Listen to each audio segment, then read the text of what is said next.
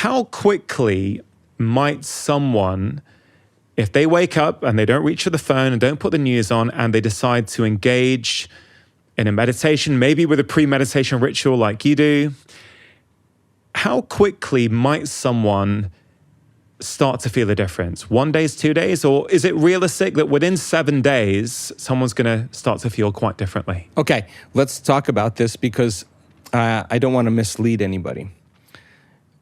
Knowledge is the forerunner to experience. The more people understand what they're doing and why they're doing it, the how gets easier. And this is a time in history where it's not enough to know. This is a time in history to know how. The practical application in understanding that philosophy, that theory, that intellectual knowledge, that information, once you start to apply it and personalize it and demonstrate it, the more you can understand that, why you're doing it and what you're doing it, you get greater value out of it. So we have people that are diagnosed with serious health conditions, that are nurses, that are cancer researchers, that are physicians, that are engineers, or just a person who just really wants to understand the content.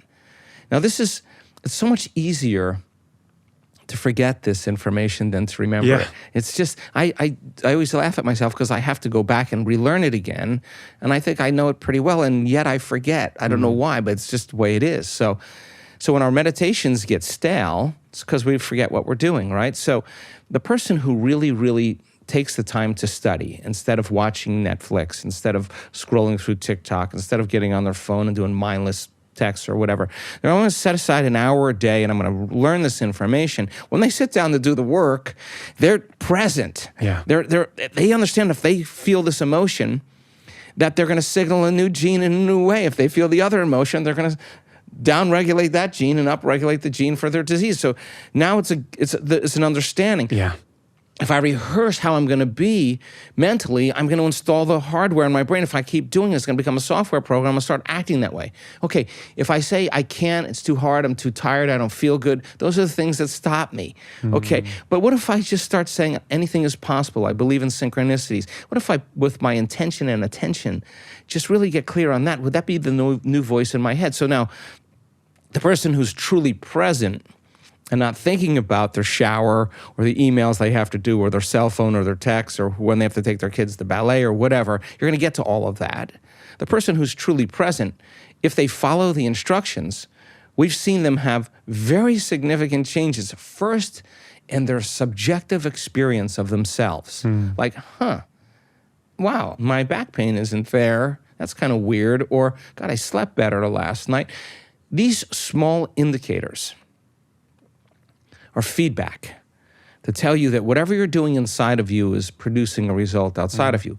Keep that up over a period of time, and you see instrumental changes taking place in the person. Now, another person who has had a series of traumas, been abused in some way from childhood, is facing a lot of health conditions, a lot of emotional and psychological conditions.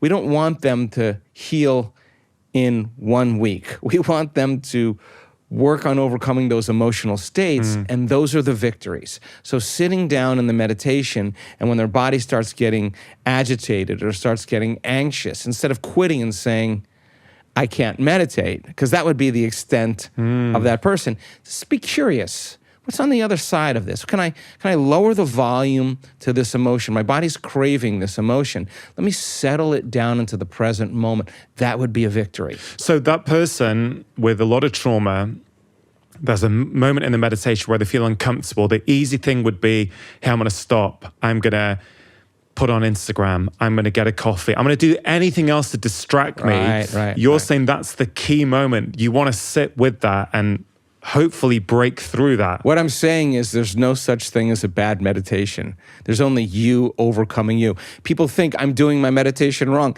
No, you're doing it right. Even if it's difficult. That is the moment that is going to define the person. So then the person goes, oh God, I feel really uncomfortable. I'm not a good meditator. There's something wrong with me. It's my trauma, it's my past, it's my parents, it's whatever. The person who says, no, No, I'm going to sit in the presence of this anxiety, and I'm going to keep working with my body, and I'm going to keep lowering the volume to that emotion. Now, listen, you keep lowering the volume to that emotion, you're going to take your attention off that past problem, because you only put your attention on that past problem because of the emotion. I'll never tell anybody to go back and review their past. I'll say overcome the emotion. Overcome the emotion. This is a key point, I think, which I really want to talk to you about today, Dr. Joe. Trauma, right? There's a lot of awareness growing now about trauma, the impacts of our childhoods, how we're spoken to, the beliefs we take on as kids, how that impacts us as adults. Now, one approach to deal with trauma is to go there, to go and unpick it and uncover it and see a therapist and detail what happened, why it happened, get an understanding of why you're behaving a certain way as an adult. Now, I think for many people, I include myself in this, that can be incredibly powerful and incredibly important. But I also see, when I think of your work,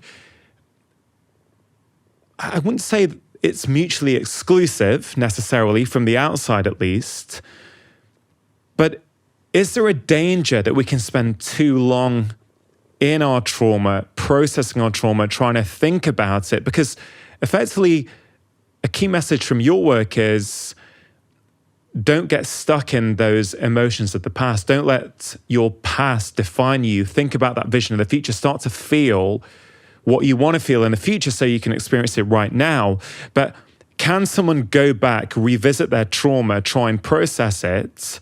Mm-hmm. And is that approach consistent with yours, or would you say it's a better approach, or a different approach is to not spend time there, just create the new reality? Yeah, I think I'm down the middle on this, okay? I think there are many modalities that work for trauma. What I've discovered is that insight never really changes behavior. You can see that your father was overbearing or was an alcoholic, or you could see all these different things, like you could come up with the insight of all these different things. The problem that I see with people is then they tend to excuse their change by saying, oh, I had a rough childhood, that's why I am the way I am. They're excusing their present position. So, and again, trauma is a difficult thing, but for me, the person who's living by the identity in their life that they were traumatized as a child or whatever it is, or they've had a trauma in their life, I'm not saying forget the trauma and create another emotion. I'm saying that the person who's willing to go through the emotion and keep working on lowering the volume to it. We have had so many people in this work with brutal pasts, really, really difficult pasts, do the work, and finally they reach that point where they just break free from the emotion. They look back, and I have interviewed enough of them. It's the same thing. They look back at their entire past, and they don't want to change one thing in their past because it brought them to this elegant moment where they're liberated. They see their betrayers, they see their abusers, they have nothing but love for them. Now, the side effect of that, and many times they'll say, it was like my heart blew wide open. They had to pass through the valley of the shadow of darkness to get there. And they just thought, I don't know if I can go any further. And they went one more time. And the body literally was liberated from the past, right? Because the trauma is not just in the brain. The trauma is stored emotionally in the body. So you want to take the body out of the past, out of the known. What do you think the body's going to say if it's been conditioned to be the mind? The unknown is a scary place. You step out into the unknown, you're going to be unprepared for that trauma. You don't know how it's going to happen. And so the person keeps clinging to the known. But when the person finally overcomes the emotion, the body literally is freed from the chains of the past. The side effect of that is seeing the past from a greater level of consciousness.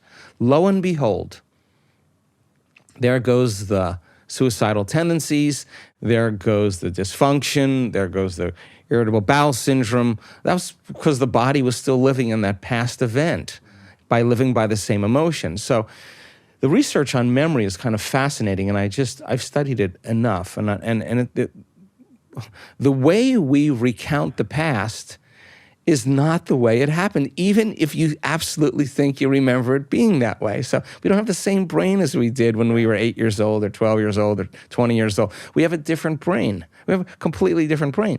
So the fabrication of the story for many people, they embellish the story and make it seem even worse than what it was. But what you're saying is, I changed in those moments, and from a biological standpoint, I haven't been able to change since. So let me tell you why it's been so hard for me to change. And the story becomes dramatized or embellished. And the person works them up, fire themselves into this emotional froth, and then fires and wires the same circuits in the brain, and they're actually reaffirming their limitation. Now, there's nothing wrong with that. I think we're just taking too long, right? So 50% of that story isn't even the truth. It means, in a sense, we're reliving a miserable life that we never even had. And we don't want, but the unknown, people would rather cling to their suffering. This is not a judgment. We all do this. We'd rather stay in the known than take a chance in the unknown, because those emotions of survival are saying what? Run from the unknown. The unknown is a scary place. So now the unknown, you got to come up against that moment where you're going to actually leave that behind and step into the unknown. This is not a intellectual process. This is David and Goliath. There's a battle going on where the body keeps wanting to go back to its familiar state because it's subconsciously been conditioned to be the mind, stay in the known. So then, if the person keeps revisiting the trauma from the past, I'm not certain enough that when they revisit the trauma from the past, unless they learn how to desensitize their emotional response to it, that it's going to work for them. What I learned is that if the person overcomes the emotion, the memory without the emotional charge is called wisdom. And now you no longer belong to the past. So the body gets frustrated in the meditation. Instead of taking your blindfolds off or turning the lights on and say, listen to the voice, I can't meditate, this is too much. The sincere person says, what's on the other side of I can't? What's on the other side of this emotion? Let me see if I can settle my body back down out of that emotion and recondition it to a new mind. And the act of doing that in the beginning is very tedious. And all of a sudden, the person starts getting better at it. And they're telling their body it's no longer the mind, that they're the mind. They're executing a will that's greater than that program. And just like training an animal, you stay, you're not going to die, I'm going to feed you, you can check your emails, you can check your texts, but this is my time right now. And you keep doing that with the body, keep settling it down to the present moment. It acquiesces. It surrenders to a new mind. And when that happens, we've seen this, we've measured it, there's a liberation of energy. We go from particle to wave, we go from matter to energy. That emotion is liberated from the body. And now there's energy to heal. There's energy to create a new life. It's available energy. It's free energy. Yeah. So the person goes, wow, I see it from a different level of consciousness. I have nothing but love. Or, my goodness, I'm no longer that person. And they're now free from the past. Now, the side effect of that is that there's a biological upgrade. There's a neurological upgrade. There's a chemical upgrade. There's a genetic modification that's taking place. Why? You think the same way, you make the same choices, you do the same things, you create the same experiences, you feel the same emotions. Your biology will stay the same because you're the same. Now the person's thinking differently, they're making different choices, they're doing different things, they're behaving in different ways, they're having new experiences, and they're certainly feeling different emotions. The body reorganizes to a new chemistry. And they'll tell you, I'm not that person any longer. I'm literally not that person. And they're betrayers, even if they're family members, they have forgiveness for them. And what is forgiveness? You take your attention off the emotion. You overcome the emotion. You don't pay attention to the person or the problem. Now you're free. You free yourself and you free them. And what if someone says to you, Dr. Joe, look, I get what you're saying, but my ex-husband cheated on me, right? They shouldn't have done it. I cannot forgive them for what they did. And the reason I'm asking is because this is exactly what happened with one of my patients. Because this often happens. So I talk a lot about forgiveness. And a lot of people push back. They go, yeah, I want to, but you don't know what happened to me. This was really, really bad. It's like, this cannot be forgiven. What would you say to that person? I'd say to them, I want you to think about something in your life that you've done that you would like forgiveness for that you don't feel good about. And forgive that person in the way that you would want to be forgiven and you would be forgiven yourself. I mean, we've all had indiscretions. Nobody's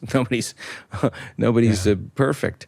So that person that is in that state is still in the emotional state. The problem with that is that no new information can enter the nervous system that is not equal to the emotion the person experiencing because it's not relevant. So the question really is how long do you want to do that? How long do you want to do that? And again, knowledge and information about what that is doing to that person's health and their biology. If you reason with them, we've had this happen enough times in our work. That's not an uncommon situation. When the person finally takes their attention off that and puts it on something else, they notice that they feel differently. Yeah. If they you can't just tell a person to forgive because it's kind of an etherical thing. It's a subjective process, right? Yeah. So we've seen this. Our oxytocin levels in a lot of our participants go up 200 times, right? That's a lot of love. Oxytocin signals nitric oxide. Nitric oxide signals another chemical that literally causes the arteries in your heart and lungs to actually expand. There's more energy. There's more blood going into your heart. Okay. So when that person takes their attention off their ex, takes their attention off their past, and starts looking at themselves, denaturing that identity that's built on the past. See, that person had a reaction to that circumstance, and that reaction produces a refractory period of chemicals and emotions, right? And if you don't know how to control that refractory period, and it lasts for hours or days, it's called a mood. You keep that same refractory period going on for weeks or months, now it's a temperament, one long emotional reaction. You keep that refractory period going on for years on, and that's a personality trait. And most people's personalities are defined by, I am this way because my husband cheated on me. What you're really saying is, you haven't changed in 10 years, and you're giving your vital life force to that person. Who is worth 10 years of your life? Yeah. Who's worth it? So then, the stronger the emotion we feel, the more we pay attention to the cause. Where you place your attention is where you place your energy. That person's giving their vital life force to heal, their life force to change to that person or that circumstance. Lower the volume to that emotion. Yeah. You take your attention off that person or problem. It's not the person or the problem. They're using unconsciously that person or that circumstance to reaffirm their addiction to that emotion. That's why they keep thinking about it. If they weren't addicted to that emotion, they would stop thinking about it.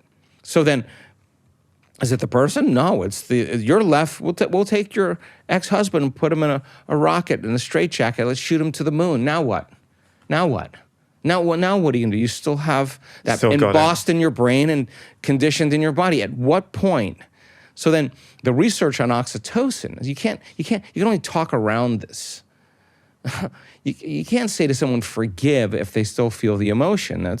They're separate from the act of forgiving. Yeah. Imagine feeling so much love by no one's doing it to you.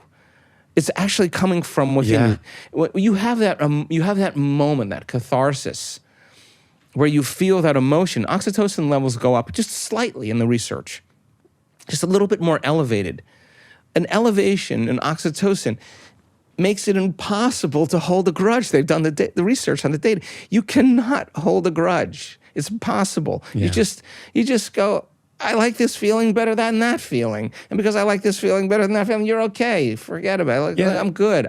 That person who falls in love again, whose husband cheated on them, who falls in love again and finds a person who is intelligent and caring and kind and loving and provides, all of a sudden they can forgive that person. Like, oh my God, that had to happen because now I have a better person in my life. Well, if you don't let go of that, you're never going to have this. In fact, if you bring that into the next relationship, you're not going to have a healthy relationship because there's going to be a trust issue on every level. So then you want an equal?